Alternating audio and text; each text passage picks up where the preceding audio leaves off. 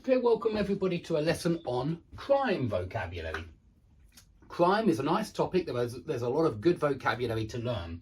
So we're going to look mainly at crimes and criminals today. And the first word I want you to learn is certainly commit crimes. Not do crimes, not make crimes or anything like that. Commit crimes. And that's precisely why we say commit suicide, because suicide used to be a crime. In fact, I think it still is a crime. Believe it or not, it's illegal to kill yourself. And I think that this goes back a long time ago when it was considered an act of sacrilege to kill yourself. And by the way, we do use commit not just with crimes, but also with sins. So if we're talking about the church, you commit a sin and then you go to the church for forgiveness, maybe.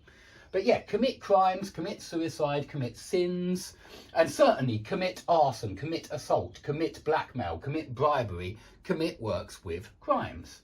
Okay, so the first crime is arson. Not many people have heard of this crime. Arson is when you set fire to something. Yeah, so if you set fire to a house, a building, a car, a forest, anything, that's a crime, and that's called arson, and you are an arsonist. That's the name of the criminal, an arsonist. But I wanted to quickly point out, because I think it's important, that set fire to something is when you deliberately make something catch fire. Yeah, and notice that catch fire has no object. So here you would use catch fire in something, in a situation where you don't know what caused the fire.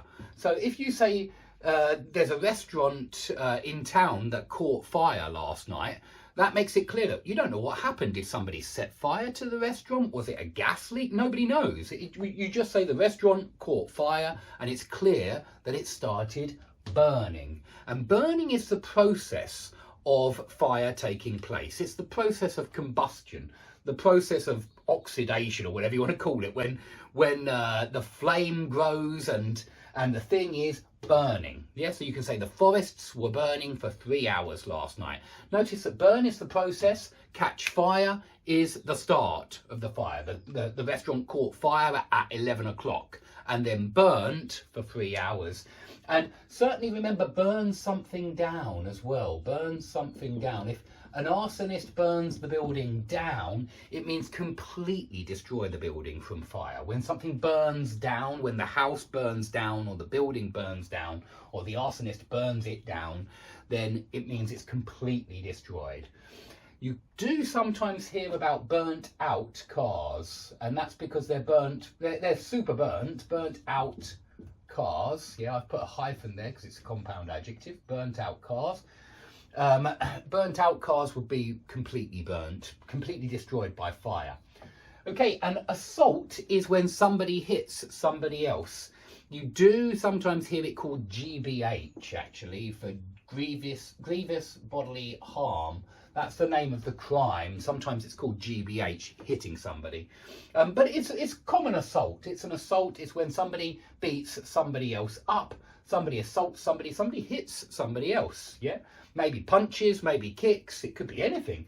And the person who is the attacker is called the assailant. And I suppose you could call them an attacker, an assailant. There were probably some other words as well. Okay, somebody who blackmails, the crime of blackmail is when you have maybe you have taken some rather embarrassing photographs of a politician. Perhaps he is having an affair, or perhaps he is doing something that he really shouldn't be doing. We know that most of them do that a lot. And so if you have some photo of him in a compromising position, let's put it like that.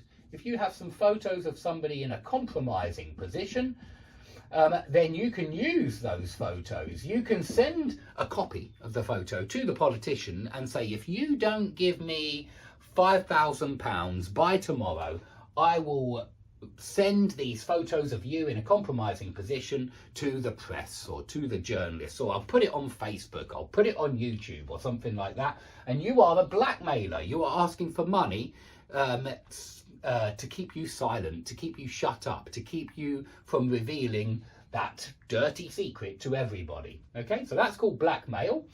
Bribery is when you give money to somebody in power, in a position of power, in a position of authority, to gain some kind of advantage. It could be any kind of advantage, but when you give them money, that's called bribery. So you might try to bribe the judge.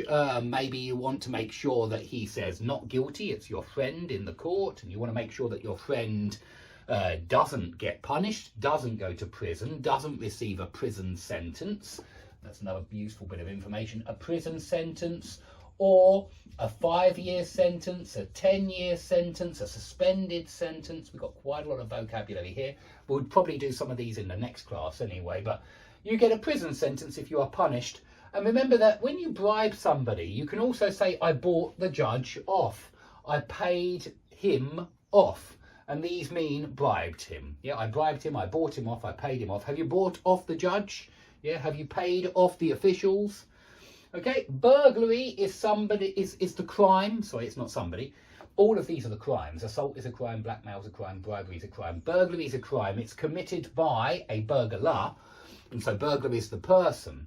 And a burglar breaks into your house. Very useful phrasal verb for when they don't have a key. Yeah, they break into your house. They burgle your house. So these are slightly different. Break into just means enter. Burgle means enter and steal. And so you could say something like this. He was arrested and charged with breaking and entering. Yeah, breaking and entering is the crime of burglary, but we often call it breaking and entering. Or you might see this, no signs of forced entry. It's also quite often used.